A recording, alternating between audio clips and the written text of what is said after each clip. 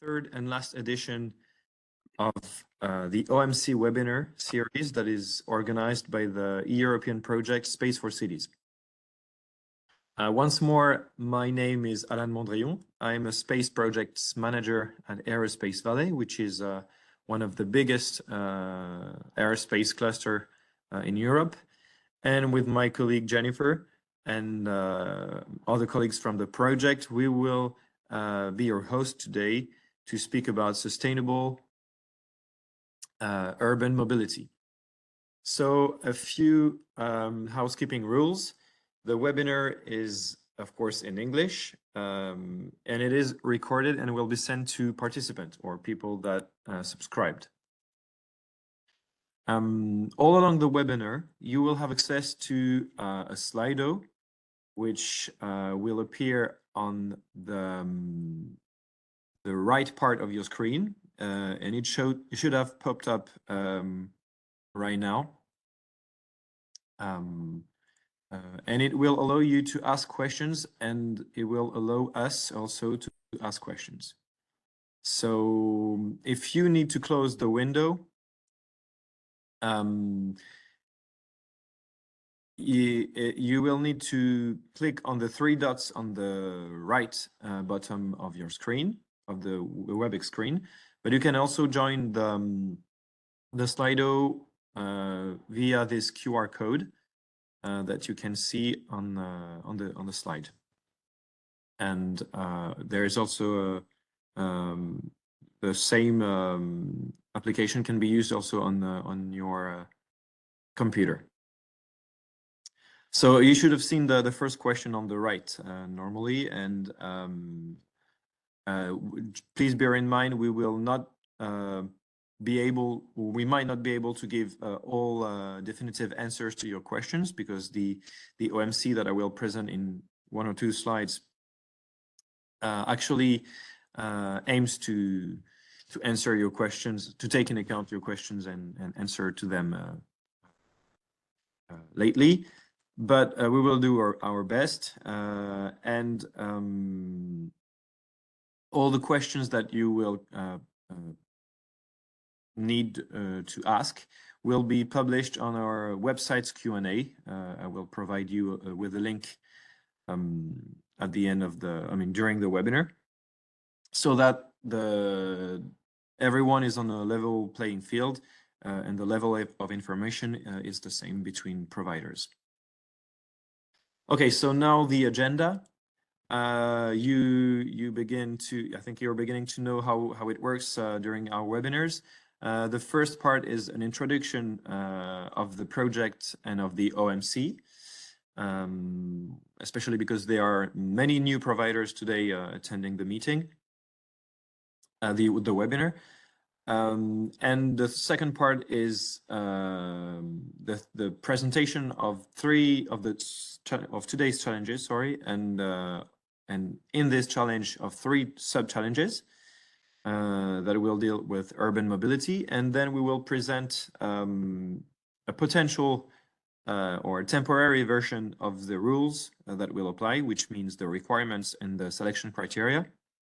And at the end, eventually, we will explain and answer your questions, especially regarding this topic, regarding the PCP process. And before that, before wrapping up the webinar. So prepare your calendar for the last part, and let's begin with the introduction. So SPACE4Cities is a European project, as you know. It's a pre-commercial action, procurement action, PCP action, which aims to develop replicable solutions for cities that use satellite data. And when we say satellite data, it means that the use of Galileo and or Copernicus programs are required to answer the call for tenders. The PCP is granted with a budget of 2.87 million. So it means that this amount of money will go to providers. But the overall budget of the project is 5.2 million. Our project lasts more than 3 years, and we began in last February 2024 with the kickoff. Then we are in the phase, like a preliminary phase, which is called the open market consultation, OMC, which will actually end at the end of this month. And then the real PCP program will begin. And the PCP is in 3 phases. The first phase is the solution design, when we will select a first batch of providers. From this batch of providers, we will do the field testing after a selection, and after another selection, we will prototyping, and then after another selection, we will do the field testing in real conditions.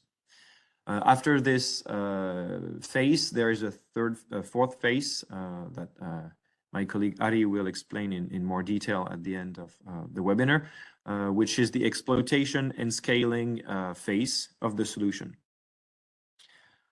So for that, just want to recall you, there will be one and only one call for tenders that will be launched in January 2025, and our consortium is made of 5 public buyers. So the cities of Helsinki, which is the coordinator, Amsterdam, Guimaraes in Portugal, Ghent in Belgium, and Athens in Greece, of course.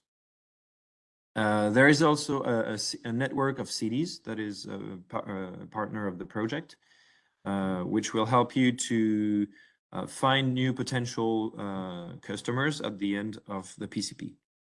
And the last partner is Aerospace Valley, which I represent today as the space expert partner. I think we can go to the next slides to present the OMC, because there are a lot of acronyms in EU projects, and the open market consultation is, as I briefly told you before, a preliminary phase of the PCP in which we allow providers to give us their feedback, because we will launch a call for tenders with specifications, but we don't want specifications to be unrealistic. So we want to get inspired and to have feedback from you before drafting our call for tenders. It also aims to have a broad overview of the market, because because a PCP is an innovation project, so it means we cannot fund commercialized solutions.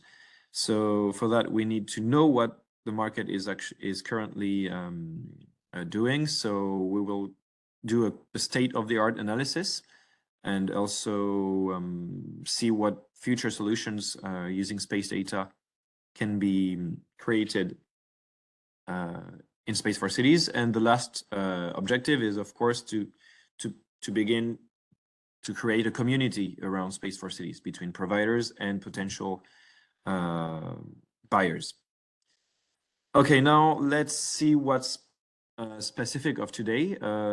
Today's challenge is urban mobility, and more precisely sustainable. The open market consultation activities are presented in this slide.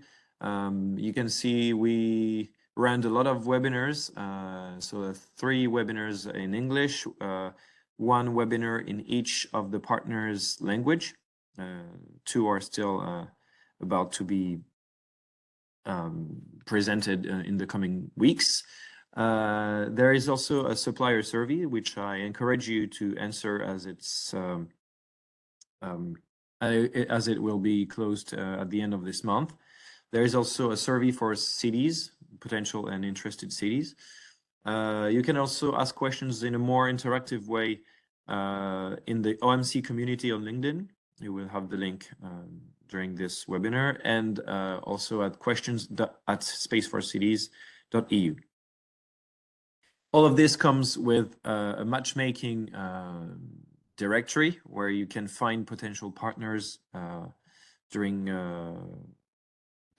before the call for tenders. And as you know, all of these tools will help us draft the most perfect possible call for tenders and answer your questions in a transparent way. Okay, so now let's go to today's topic, which you can see on the bottom of this slide, is sustainable mobility. So since the beginning of the project in February 2024, our 5 cities have identified 3 main challenges, which are then subdivided in sub-challenges. And today, of course, is about sustainable mobility. So we will deal with topics like traffic emission, active mobility, public transportation, or road obstructions.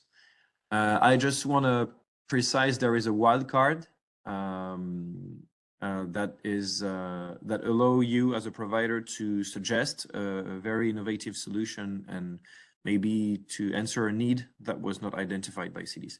But I want to insist on the fact that the 3 challenges are more prioritized. Okay, so today's challenge is about sustainable mobility, and I wanted to provide a little bit of context for this topic.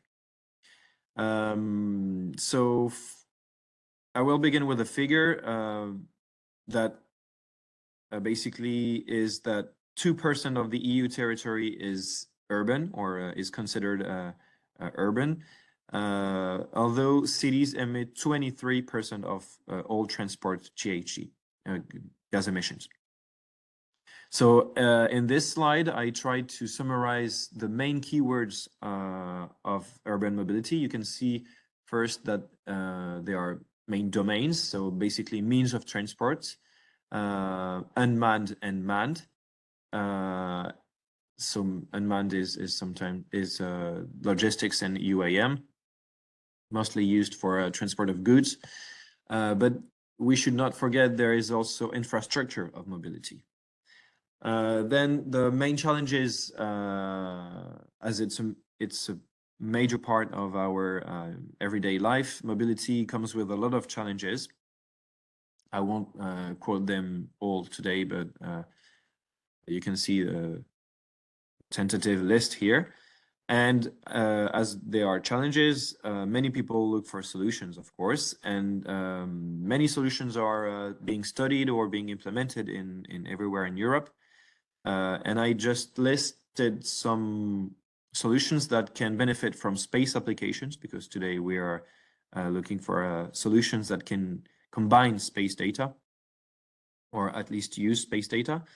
And even though when we talk about mobility, we think primarily of Galileo or GNSS, there are many applications that can use Copernicus.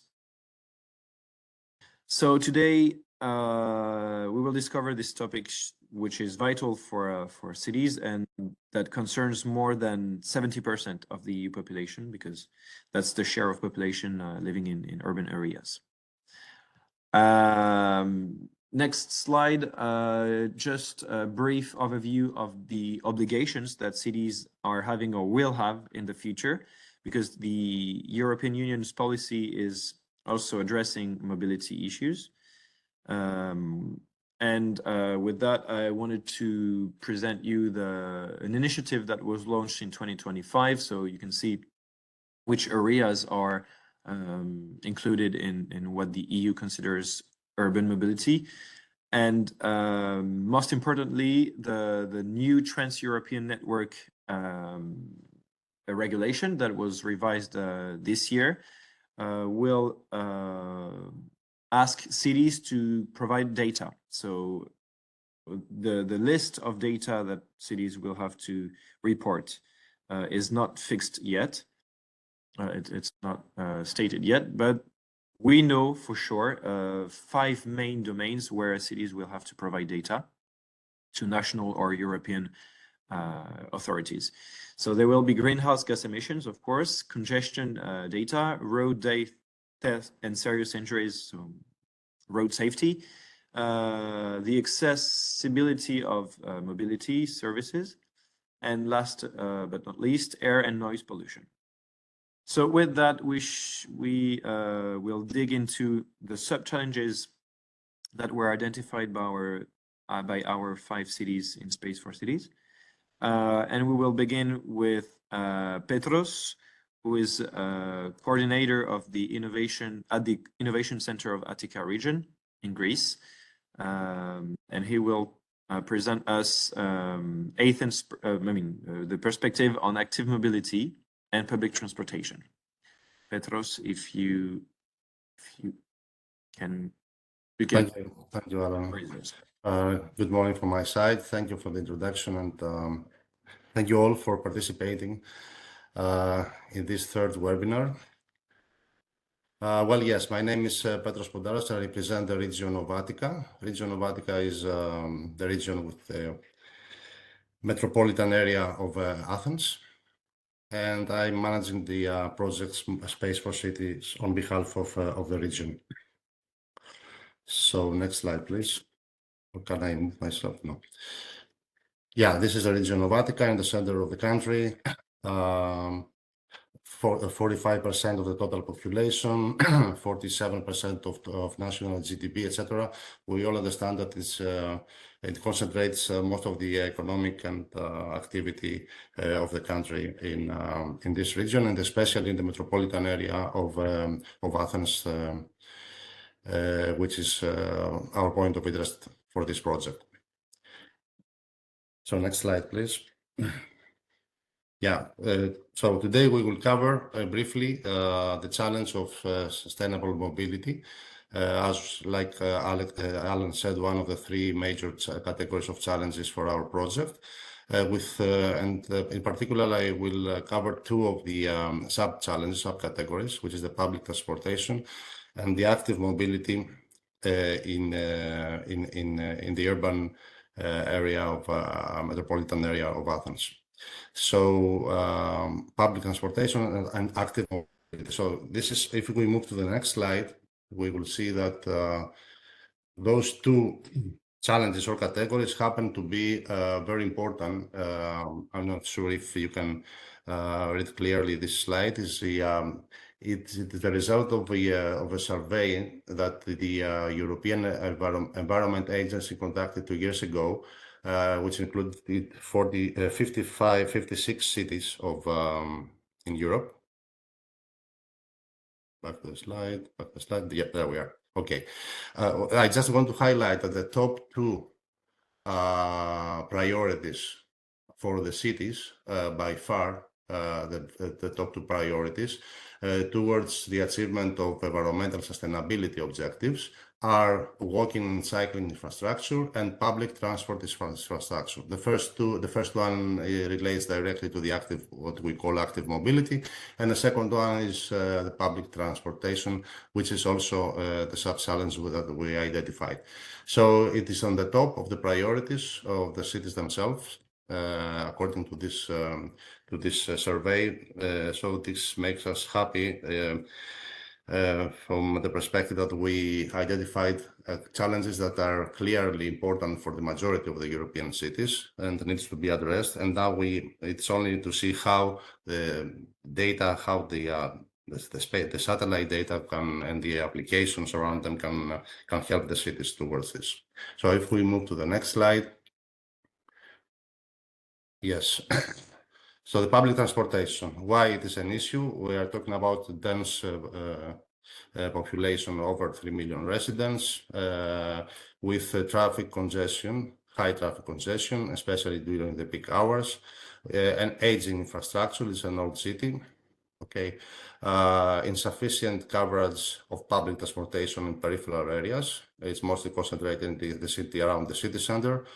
The service frequency and reliability are also an issue. Inconsistent service intervals, especially during non-peak hours.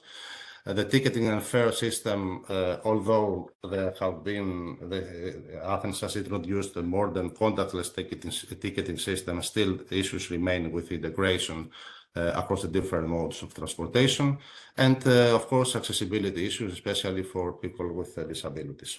So this is the overall the outlook of the issues, and we will move to the next slide, please. What is the impact of those issues? Direct impact and indirect long-term impact. Of course, people are facing delays.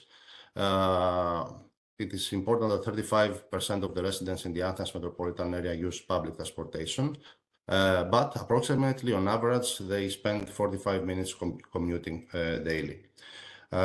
This leads to reduced attractiveness for the commuters and visitors and tourists, and negative public perception of the transportation system. Also, due to the aging infrastructure, there are many maintenance issues, which result to higher operational and maintenance costs for the metropolitan area overall.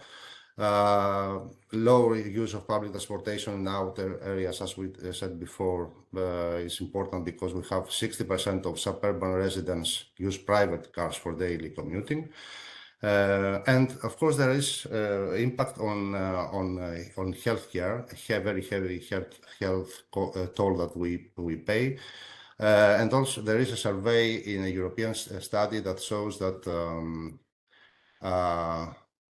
the poor air quality due to traffic congestion is linked to 4,000 premature deaths annually in Athens. So this is the impact that we can measure at the moment, and it's getting worse year by year. So we move to the next slide. To address those issues now, as usual, there are policies, strategies, plans, etc., coming from European level to national and to regional level. Among them, I will just highlight very briefly that there is the Climate Action Plan for Athens, which also promotes sustainable urban mobility. The National Climate Change Adaptation Strategy, which also encourages investments in low-emission vehicles. The Sustainable Urban Mobility Plans for each municipality, and the Athens Integrated Transport Plan. There is this authority which is called Athens Urban Transport Organization. It doesn't belong to the region of Attica, but its role is to focus on increasing the efficiency of public transportation networks, expanding the coverage of peripheral areas, and has put forward several projects like the new telematics system and the intermodal transport systems. And of course, there are initiatives separate initiatives by several local authorities, municipalities, like the municipality of Athens, for example. So if we move to the next slide, please, to see directly the challenges that prevent those obstacles for the efficiency of those policies that we mentioned before. The most important ones are of course, this we discussed it also in the previous webinar about the climate adaptation, governance and bureaucratic hurdles. And it's also worth mentioning that we are facing challenges due to the existing infrastructure limitations. Integrating new transport solutions such as metro expansions or dedicated bus lanes is challenges because Athens is an old city and the existing urban fabric is dense and there is little room for adding new infrastructure. Also, there is high dependency, like we see on the private cars. In Greece and especially in Athens, there is a high resilience on private cars. Shifting this culture towards an increased use of public transportation is a big challenge. And there is also a lack of awareness on environmental benefits from the people. Apart from those challenges, we are very interested on the data and technology gaps. The ones that are related to data and technology gaps at the moment, which are most important and most interesting for our project. So we see that there is insufficient real-time data collection and analysis.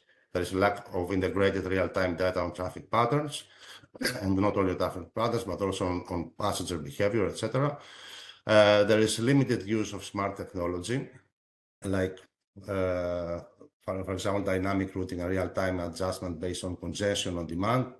It's not the case, yes, in the metropolitan area of Athens.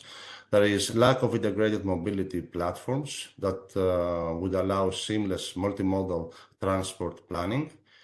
There is also issues with the data interoperability.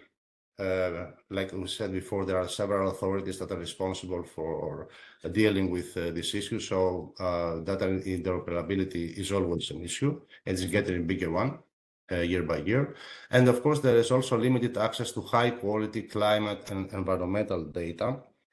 For example, metro stations and railways require specific environmental and climate data to protect against future heat waves and flooding, but comprehensive modeling at the urban level is often missing.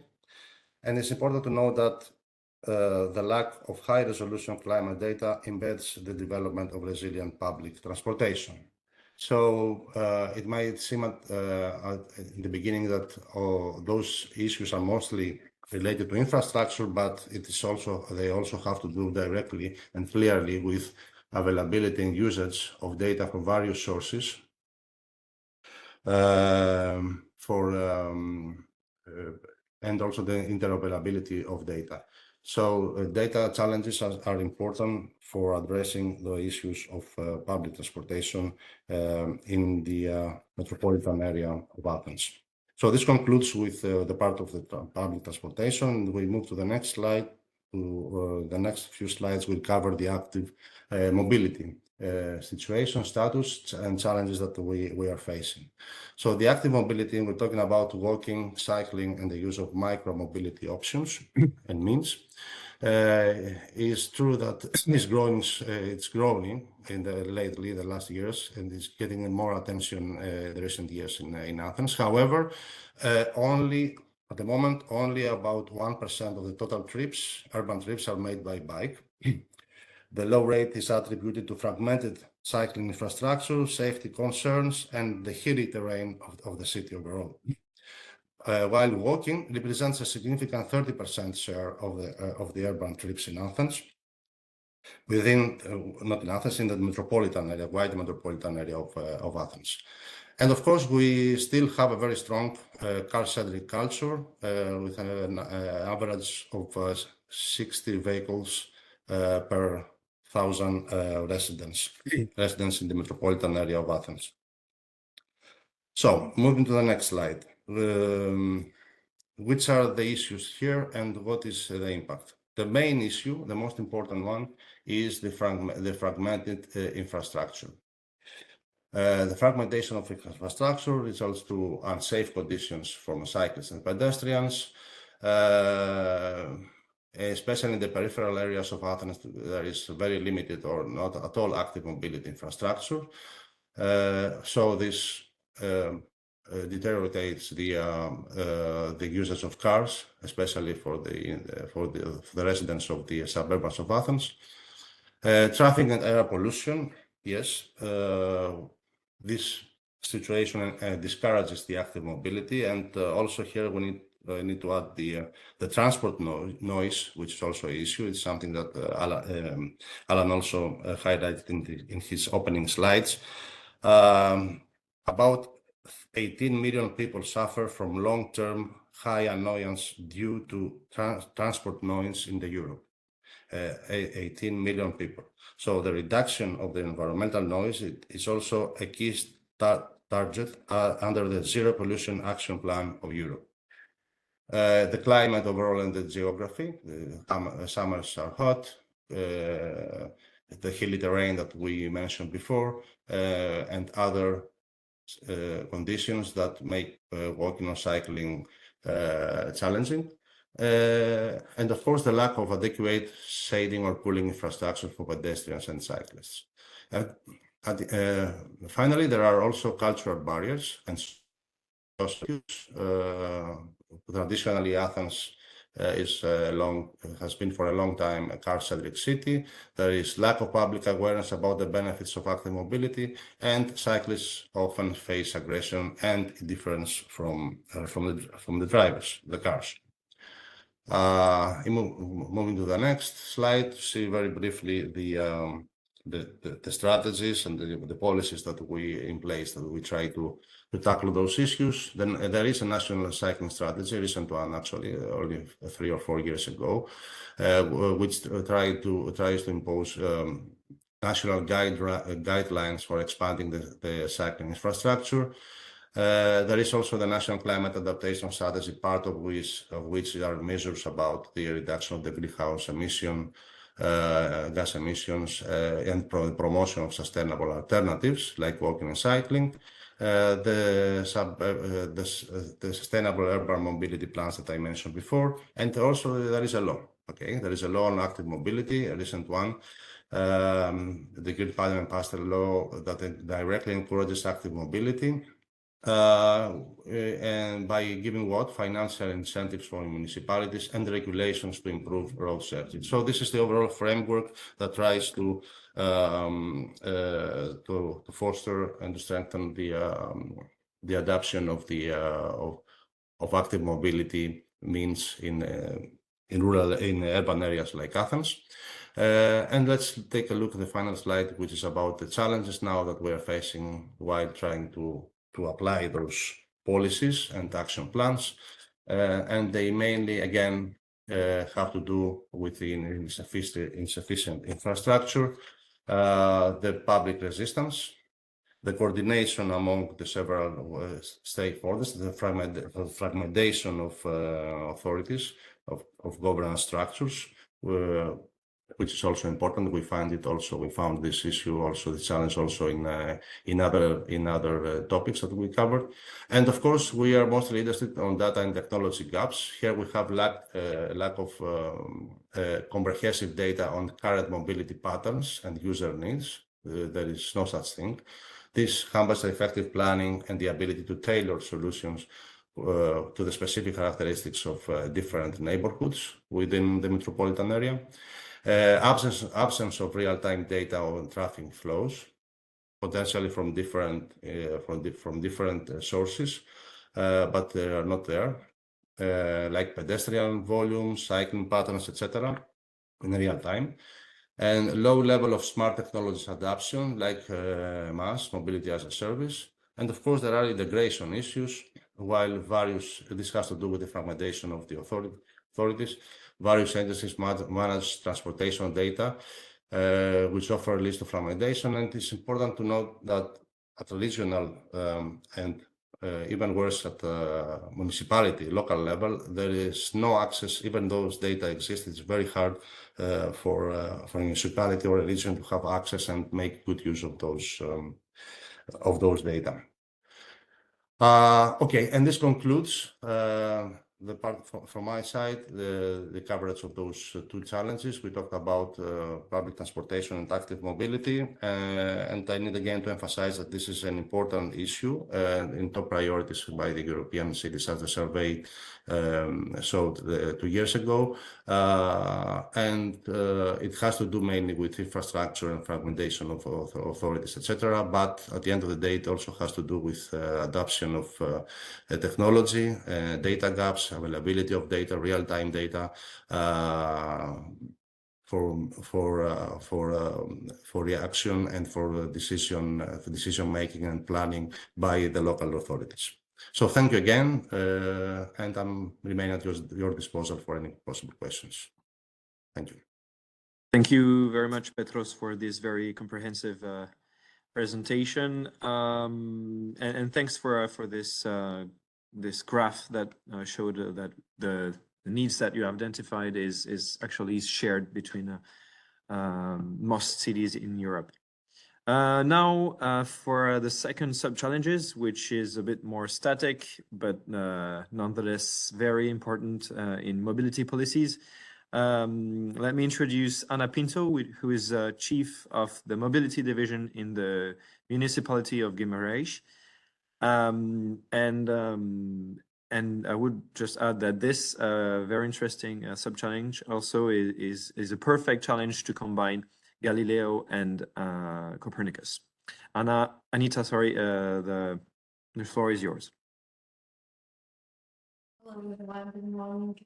So, from the point of view of Guimaraes, the case study that we are now presenting is related to infrastructure, mobility infrastructure, and specifically road infrastructure.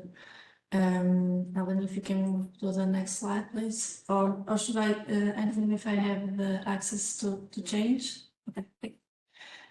So when we are talking about infrastructure, we are talking about road networks, but also for traffic management systems, or even the parking infrastructure. So we are seeing this as a system that is related to mobility, and it's the infrastructure where mobility services are presented to the users. Can you go to the next slide, please? So just to present you a little bit of Guimarães municipality. This is a medium-sized city in the north of Portugal. But we have our citizens spread in the territory. So we are called urban sprawl city. And for that reason, we need the infrastructure is very wide because we need to reach each of the houses that our citizens has in the countryside and in the city center. So our mobility network is very different from the metropolitan area or countryside city. Can you go to the next, please? So here we are focused on mobility infrastructure and particularly in the pavement and marking conditions of the roads. As we have a quite wide network, we face some problems like road safety risks due to the poor road conditions or inefficient traffic flow and congestion.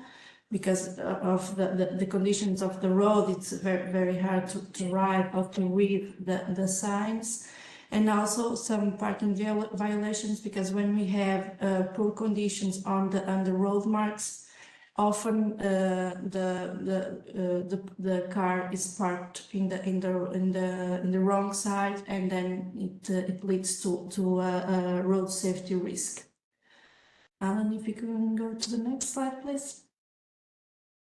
So here the problem, our main problems are reduced road safety, inefficient traffic flow, and parking violations.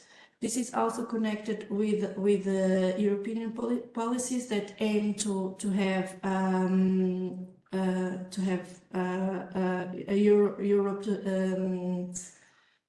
countries that are resilient in mobility are automated, and here it's linked with the marks and the road conditions of the road, because automated systems needs to read the pavement marks. That is quite important. And also smart mobility, because must be all connected, cars to the infrastructures, infrastructure to the vehicles to the people. So all this must be integrated in just one ecosystem of technology. Can you go to the next one, please, Roman? So the problem here behind the problem is that these problems that I have been talking about road safety, inefficient traffic flow, and the diagnosis that we at this time we have, they are very time consuming, but they are subjective, because it's the people that are on the roads that can reply to the municipality saying that something is not right, and they are very reactive. So we cannot predict the problem ahead. We are just being reactive to a problem that has just occurred. Can you go to the next one, please?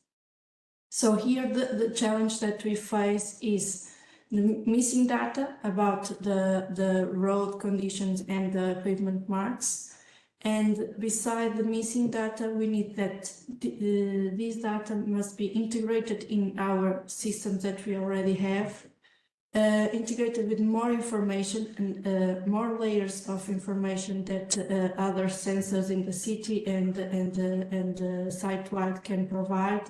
They must be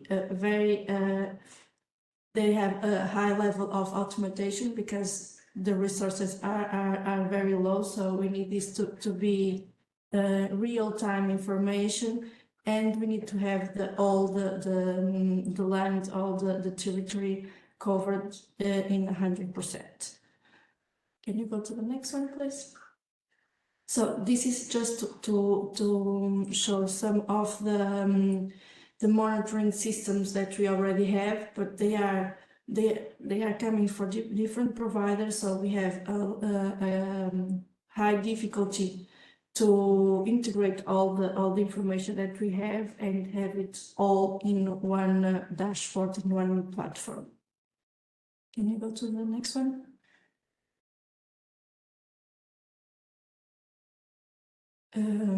Something wrong happened here because this was not my last one.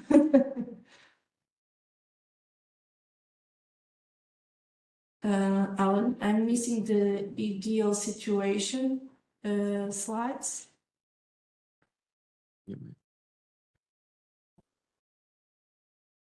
Oh, yeah, sorry. Exactly. Thank you. Thank you so much.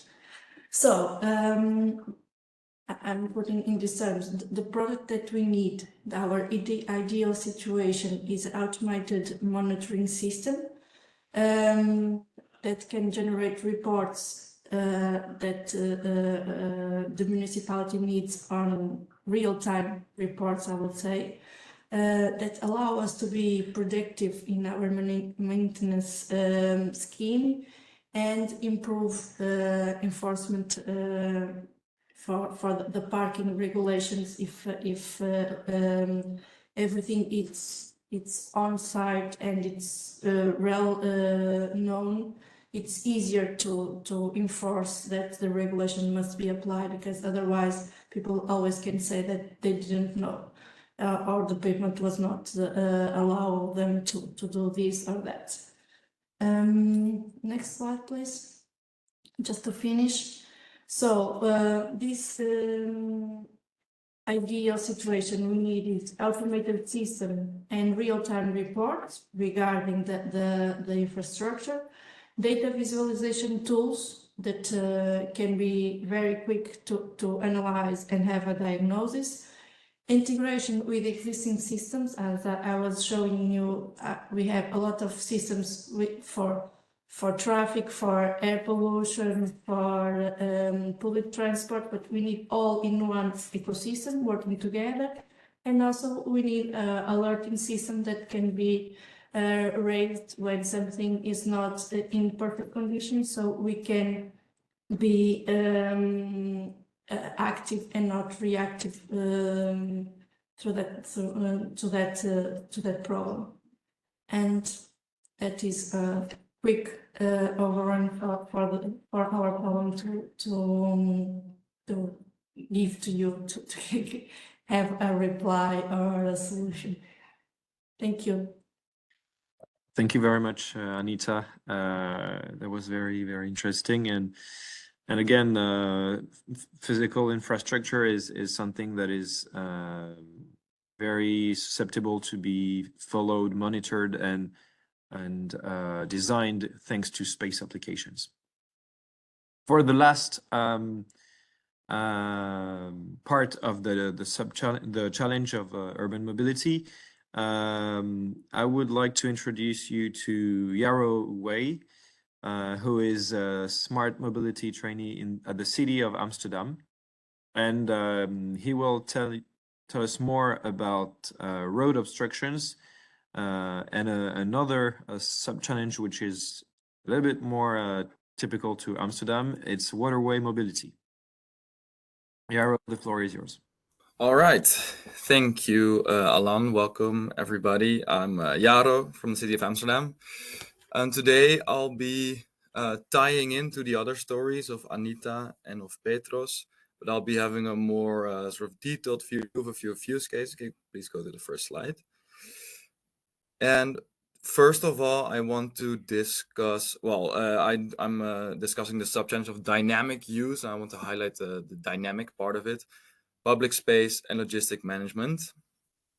And I'll be diving into four use cases, which Alan already introduced. So first of all, obstructions in public space. Secondly, the urban waterway logistics, which is Amsterdam has a lot of canals, also Ghent, other cities in Europe, and dynamic traffic zones. And that falls, the next slide, please, falls under our policy of, there's a slide, I'll just tell you, of Amsterdam maakt ruimte, which means Amsterdam makes space. This is a vision that we have as the city.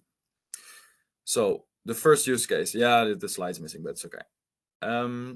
Obstructions in, I've added it very last minute. Obstructions in public space. Firstly, well, there's a lot of work being done in public space. The streets are open all the time. For instance, for the energy transition, we have an underground electricity network that needs to be upgraded all the time. So we have a lot of nuisance with, or other maintenance work, road work. And so there are a lot of obstructions in the city, and the city is very, very busy. And these obstructions, we miss information on those. Why is this a problem? Well, we own and manage the roads as a city, and we have the obligation by law to inform others or other road users that these obstructions take place. So if you want to go somewhere, we are the ones that need to tell you. So, and then we as a city, we tell navigation service providers like Google Maps on your phone, Waze, etc., and that there is an obstruction somewhere. And secondly, we have the inspectors that before, during, and after some obstruction work, will check if everything's being done according to regulations. So, and also if it's safe or not. Next slide, please. Then, where's the information gap? Well, the very big construction or maintenance activities, like few months, multiple months, that's pretty clear. That's all regulated very well. But what we're missing is the small construction and maintenance activity. Next slide, or transition to the next slide. Well, this is very, very small, but for Guimaraes, for the road conditions, it's very relevant. But in this use case, we're thinking about the road being open for like 1 to 3 days, using some machinery, having some containers, but not like the huge ones, because those small ones are most of them, and we are not able to detect them very well. So maybe satellites can help us there with finding those. Then for the sort of requirements, well, what we hope to have, we're not sure if it's ready. Maybe we will develop that together. To have daily revisit time, we would like to see it at least daily, and to have high resolution data that we can also see what it is. Is it construction activity? What type of construction activity? Maybe it is some other obstruction. That would also be nice to know. But this is what we would like to see. Next slide, please. The second use case, a little bit specific to Amsterdam, but also to other cities that have waterways. We would like to utilize those waterways. So we have the boat traffic in the waterways that we'd like to monitor and predict, also tying into a Petros story that we want more real-time and more predictive data to be able to manage. And then as a sub case, or it follows from the predicting and monitoring, to use waterways instead of the road, which also ties into the policy of Amsterdam make space, because we want to make space on the road. So we want to utilize other things as well. Next slide, please. So for the first, the traffic monitoring and prediction, maybe satellites or satellite data can help us with answering the questions of boat traffic, because we don't have very good systems right now in place to manage those. The systems that we do have are very privacy sensitive. So if we just would look from the sky, that would probably be, or in our idea, would be better. So we would like to answer the questions of how busy is it, the first question, and then also the second question, how busy will it be? That is also the prediction that also Petros talked about. And what type of boat is it? So, for instance, on the picture, we're seeing very small recreational boats, but there are also large boats, construction, big passenger boats. We would like to see also what type of boats they are. Then we move on to the next slide. It ties in beautifully. So I'm asking you, what are we seeing here? Some nice trees, a dude in a vest. Alan would love to answer this question, I know for sure. I think it's waste management, right? Wow, Alan, 10 points to you. This is a pilot by the city of Amsterdam with collecting garbage from the canals. And traditionally, garbage collection is done with huge, loud trucks, but the city center is very crowded. The streets are very busy. The streets are also pretty old and fragile. So what about doing the garbage collection in boats? We have some space left there. We don't have to do the very big, huge, loud trucks on the very small, narrow streets. And this is a pilot to be done right in the city center, very close to our office, actually, to do water collection in boats. It's quieter. You use waterways that you normally wouldn't use, and you make Amsterdam maakt ruimte, Amsterdam makes space. You make space on the roads. Next slide, please. We would like to extend this. So now this is garbage collection, but you could also think of doing construction work, like doing big heavy cranes, put them on pontoons in the water. You could think about doing deliveries or other waterway logistics from the water instead of roads to relieve pressure from the roads, because the roads are, it's super busy. If you have ever been in Amsterdam, it's sometimes a little bit like Disneyland. So what are we asking from you? Well, as I talked about a few minutes earlier about the traffic management from boats, well, we need the boat traffic info. And we'd also like to predict where it will be busy. So we can find, that's second part of the question, what parts of the waterways have potential for these operations, because not every part of the canal is useful or has potential for these kinds of things. Then we move on to the very last use case. Again, a nice picture is an LED traffic sign. And then the question is, why LED? It's expensive and probably why would you use it? Well, you can change the sign according to your needs. So that is the last use case of dynamic traffic zones. Next slide, please. The concept of dynamic traffic zones, I think Petros also talked about this, is that you change the access to certain parts of the city.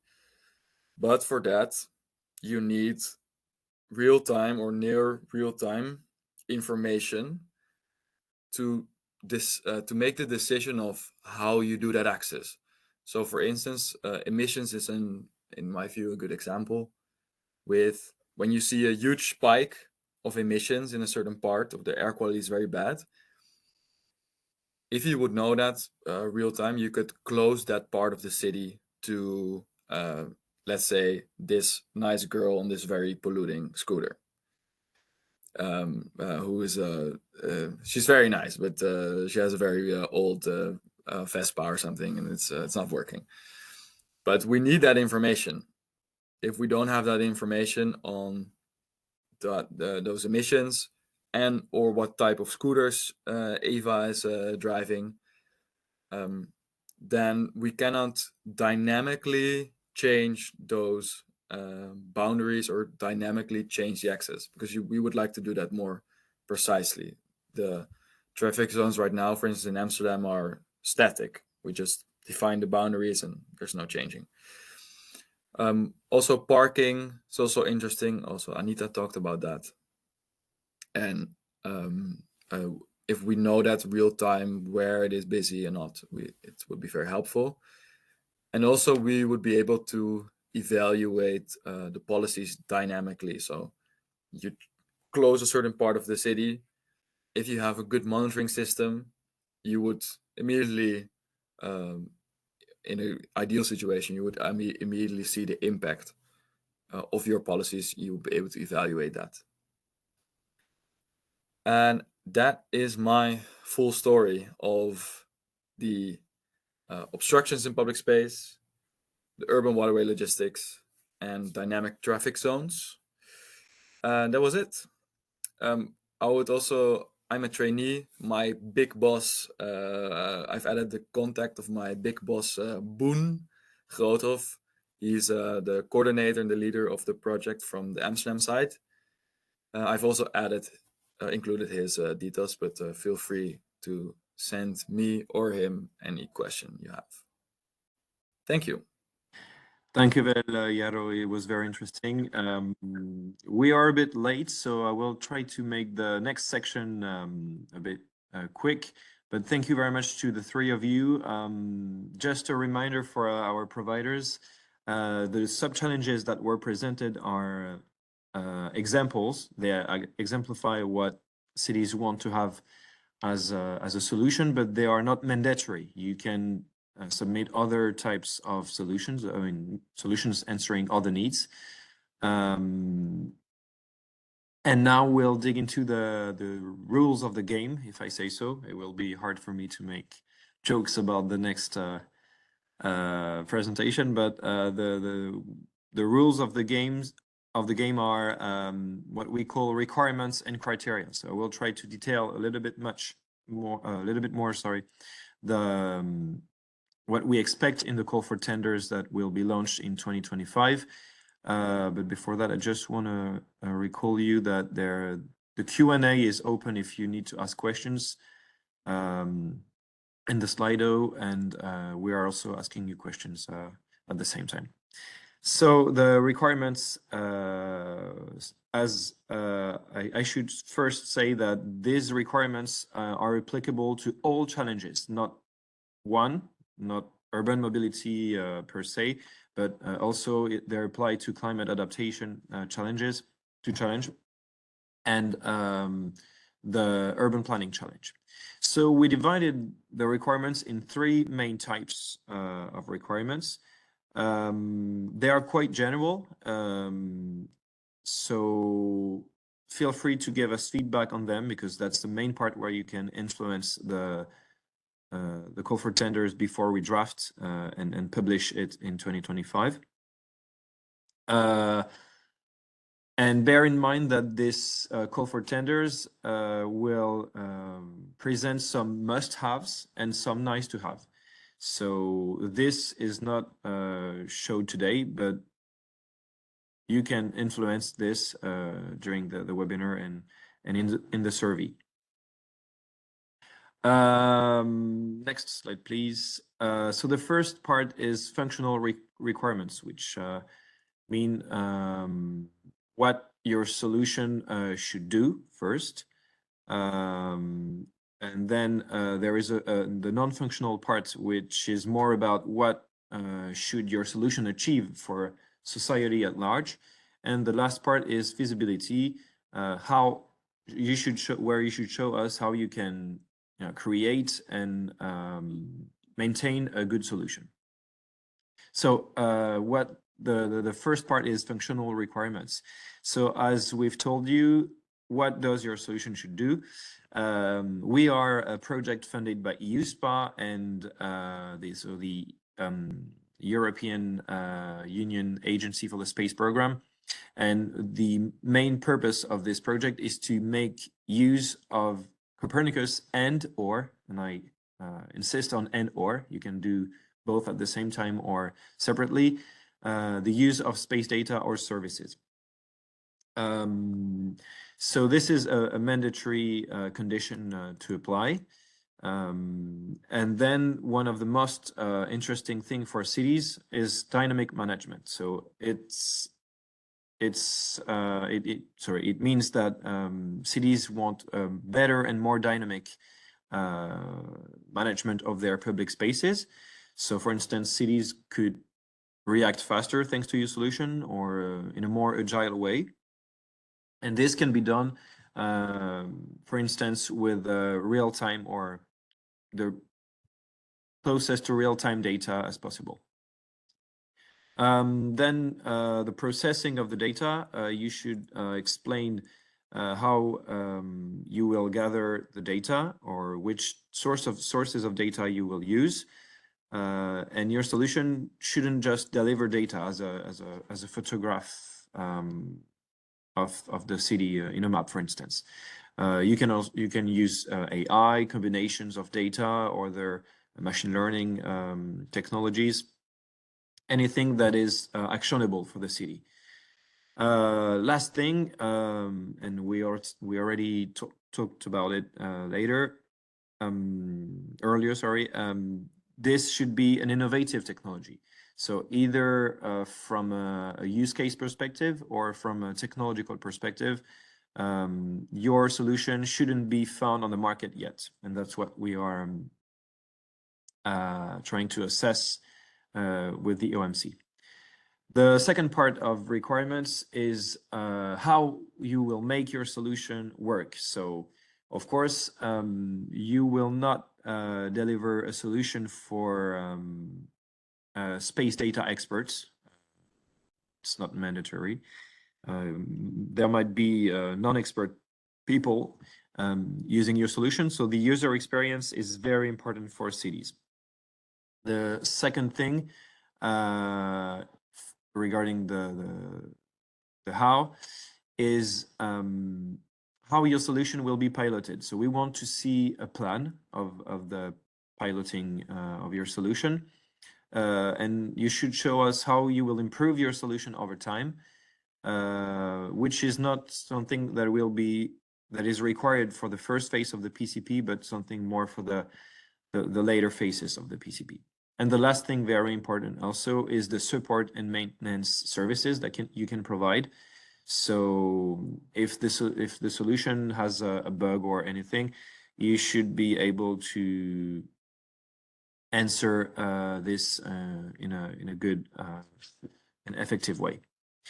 The third part of the functional requirements is for you to show why your solution is a good one. So the relevance is related to the challenges we presented you today.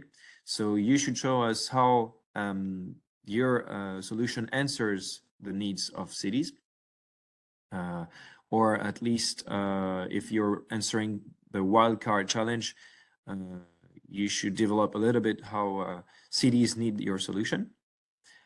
And the quality part is where you show how your solution is unique. How do you sell your solution? Why is it better than what's being done right now on the market? And why is it so special? Then we move to the non-functional requirements. So what would your solution do to the society as a whole, or at least to the citizens, to the EU citizens? So you should be able to describe first the positive impacts of your solutions. And when we talk about positive impacts, you can elaborate on environmental impacts, economical impacts, or societal progress.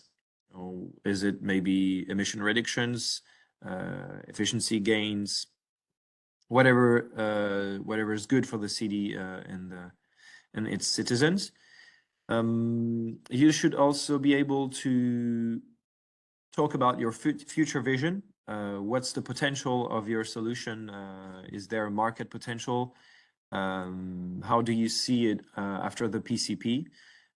How would you scale it, etc.? Which benefits for society does your solution provide in the long term? And the last part of the non-functional requirements is the change to the status quo, which is also related to innovativeness. But how can your solution maybe not disrupt the market, but change the solutions that are already provided on the market? Regarding the feasibility part, which is the last one of the requirements and criteria, you should show how you will actually deliver your solution. So that's the project management plan. You should be able to draft a schedule, a methodology, also take into account the risks that are related to your solutions and measures that help to mitigate those risks. And the last thing is quality assurance of your solution. How is your solution qualitative for the city? The second part is your team composition. So as we've mentioned, you can apply to the call for tenders as a single entity or as a consortium. So if you have a consortium, you should be able to allocate the tasks to the team members of the consortium, and also show us that your consortium is good, has experience in projects or in specific technology, specific expertise. And it would be the same if you describe your team. The last non-functional requirement, the last feasibility requirement is the commercial feasibility. So you should be able to, we don't expect a market analysis, but you should be able to show it's your solution is scalable and the value it brings to the market. And of course, you should also show that your solution will be replicable in at least 3 cities. And this will be done during the PCP per se. The last one is so this was the replicability part, and on the scalability part, you should show that technically your solution is scalable. So you can, in the replicability part, you can show that your use case is interesting for many cities, and in the scalability part, it's more focused on the technology. You should show technically how you can use this solution to other cities in Europe. So that's it for the requirements and the selection criteria. I recall you can give us your feedback and questions in the Slido. That's very important, especially for this part. And then after the webinar, you will have time to explain, to ask questions in the questions@space4cities.eu or on the OMC LinkedIn community. And of course, the Q&A is regularly updated on our website. Let's now see the last part of the webinar, which is a little reminder of the PCP process with Ari, project planner at Forum Virium Helsinki. Ari, the floor is yours. Yes, thank you, Alan, and also Anita, Petros, and Yaro. So yes, hello, my name is Ari Kaukiainen, and I am a project planner for this project. I'm managing this with our coordinator, Renske Martaisen Attica. And yeah, I'm coming to you from my home because I'm a little bit like under the weather today, and hopefully I don't sound like too stuffy. But yeah, let's go to the topic of pre-commercial procurement. So you can go to the next slide.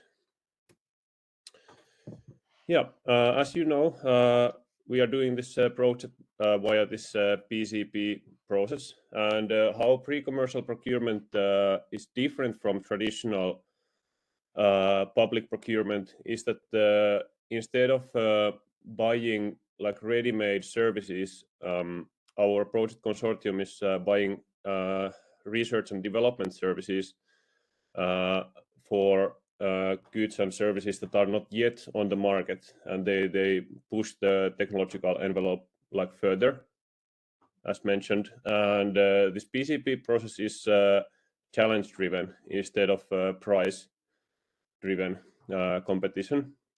And I usually like to call this like more informally as kind of like a massive hackathon myself, since suppliers have certain challenges that our consortium has researched with our project cities by researching our needs and like interviewing our stakeholders.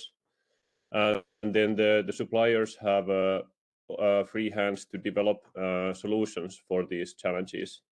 And this PCP has multiple phases, as has been like mentioned before today. At the moment, we are in this open market consultation phase, as you know, and after this finishes, you will have a few months time to prepare yourself for the call for tenders when we publish the official challenges and the call for tenders for suppliers to apply to join our project cohort. And early next spring, we are choosing 20 suppliers from all the tender submissions to kind of join the project cohort to start developing the solutions for the challenges. We are not planning to take like equal amount of suppliers for each challenge. We are choosing them on the basis of evaluation that we do, what Alan just presented. So yeah, we are focusing on choosing the best instead of like having exactly the same amount of suppliers for each challenge. And yeah, when the PCP process starts, suppliers are gradually developing their service from an idea to a ready product or service, and it ends up in the piloting the solutions in one of our main project cities, plus also in 2 replicator cities that might be or that are other European cities that are following this project. And after the PCP process, the suppliers that have gone through the whole process have free hands on scaling their service via traditional public procurement, and they can use the pilots they have done in the SPACE4Cities project as a public reference. As you see in the first phase, which is the solution design, the suppliers that have been chosen are the 20, and you first kind of like flesh out the solution you have proposed in your tender on paper first, and make it like explain it further. And after each phase, there is like 1 month of 1 month of evaluation where we evaluate all the work that the suppliers have done. And as you see, the amount of suppliers goes down for each phase, which means that we eliminate 50% of each or like of suppliers that are in the project cohort to move on to the next stage. And during each stage, suppliers have increased amount of budget in their use for the development. So in the first phase, there is 40,000 euros to develop the kind of the solution paper. And when the actual development of the prototype begins, the budget per supplier is up to 100,000 euros. And in this second phase, as I mentioned, the kind of like the actual development of the prototype service or a product is going on like full steam. And in the last phase, where only the 5 best suppliers are chosen, is that the piloting, where there is a budget for a supplier of up to 250,000 euros. And this budget contains the main pilot in the project city plus the replication. And if the supplier requires more funds in order to field the pilot, then the suppliers themselves also need to cover the rest of the costs. And none of these costs that are paid out have like VAT in their numbers. So this is like money that is coming straight to your use. Yeah, the next slide, please. Hopefully my voice is like recognizable. Like I'm sorry that I'm a little bit under the weather.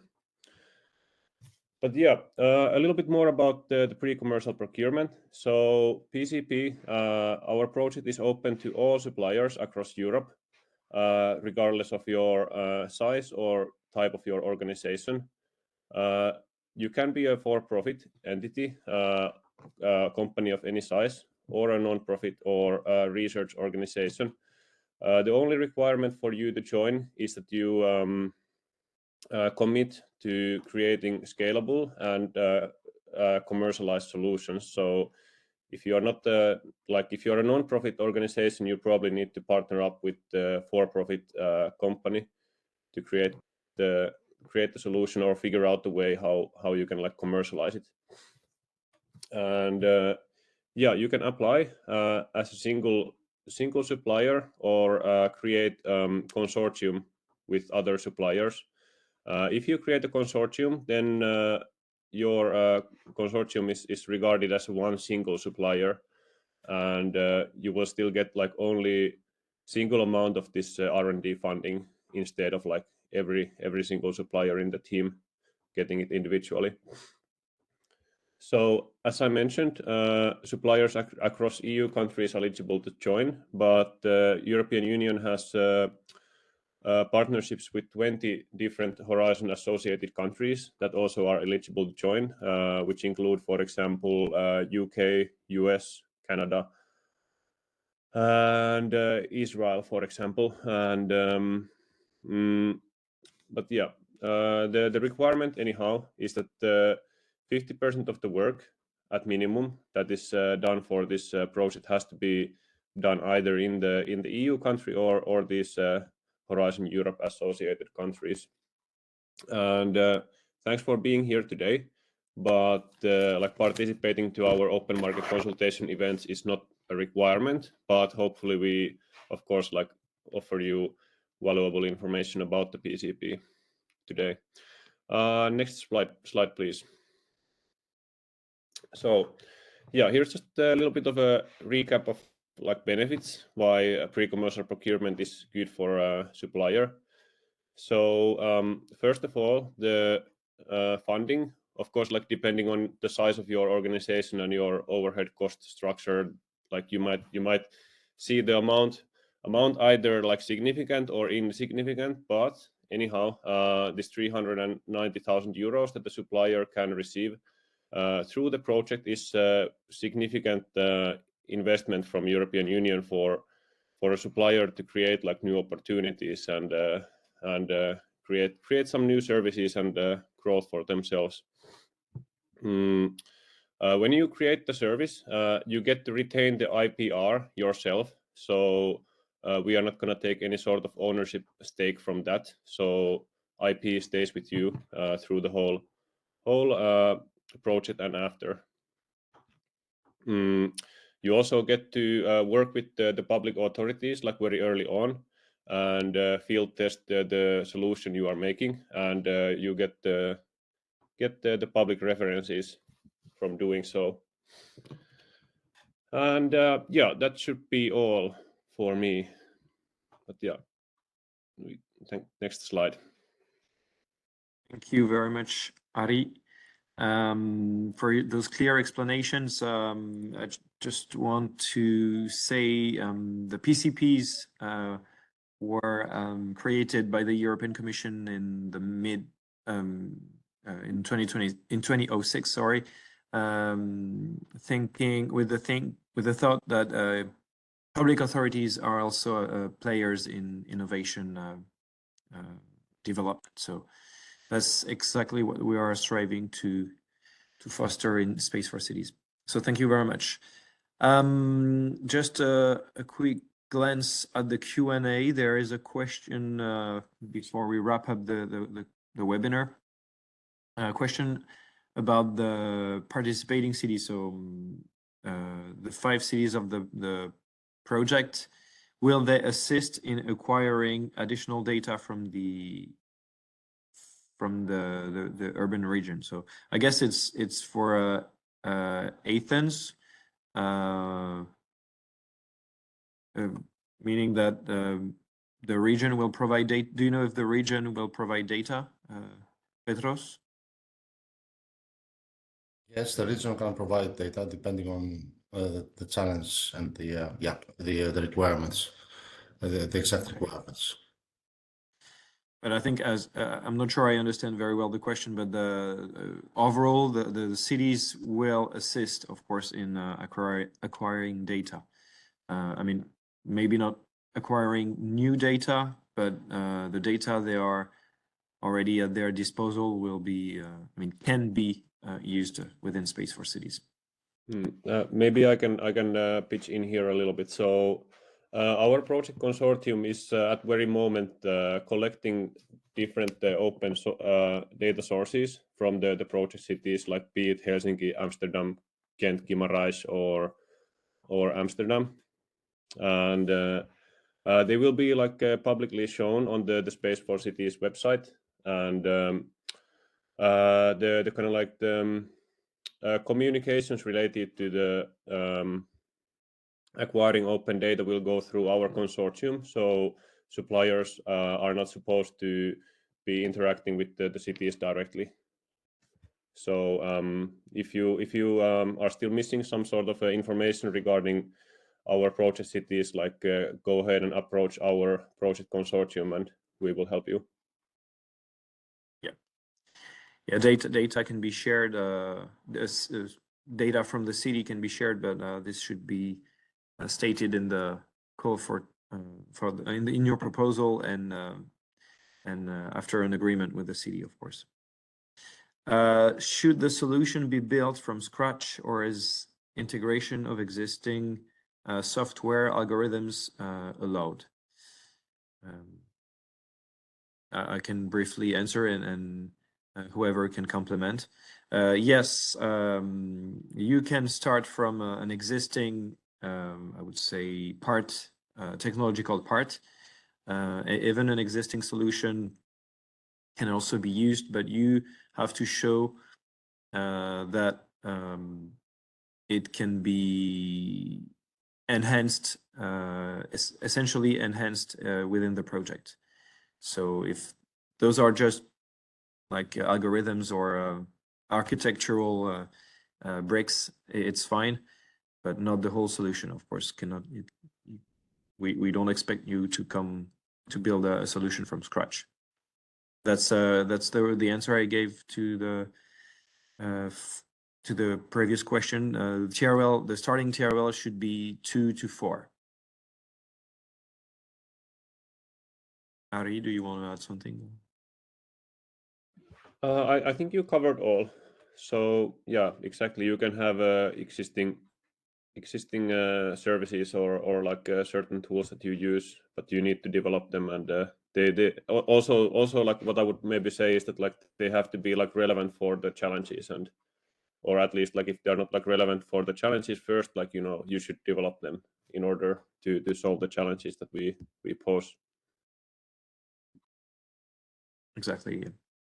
So I can't see any more questions, so we'll wrap up the webinar, and of course we remain all ears for your questions. You can see on this slide again the questions at SPACE4Cities.eu, which will remain open until the call for tenders. Same thing for the open market consultation community on LinkedIn. Feel free to join us. We'll also provide a little bit of information on space applications or on urban challenges. The procurer survey will be closed soon, but if you're a city, do not hesitate to tell us what you think about the challenges we proposed in the 3 webinars that we had. And of course, all of this will feed the Q&A. We'll update this regularly as a consortium. So if you want to stay updated, there's also the newsletter. If you don't want to miss the call for tenders, for instance, there is also our LinkedIn. Again, I advise you to have a check at the survey that we prepared. You still have like a week to answer to this, and it's the best way to prepare and influence the call for tenders and to begin thinking about your solution. The very last slide of today's webinar is about the dates. So there are still webinars coming if you speak Portuguese on the 29th of October. Anita, I hope we will see you there. There is on the 5th of November a webinar in Flemish organized by Ghent. And you can also find us in 2 weeks in Barcelona at the Smart City Expo World Congress, where most of our cities will be there. I also will be there. And last but not least, get ready for the call for tenders, which will be launched at the beginning of 2025. You can already start thinking about your solutions. We remain at your disposal, and that's how this webinar ends. Thank you very much to all the panelists, Petros, Anita, Yaro, Ari, and we stay in touch in any case. Have a nice day. Bye-bye. Yep. Thank you. Thanks for joining. Thank you again. Have a good weekend.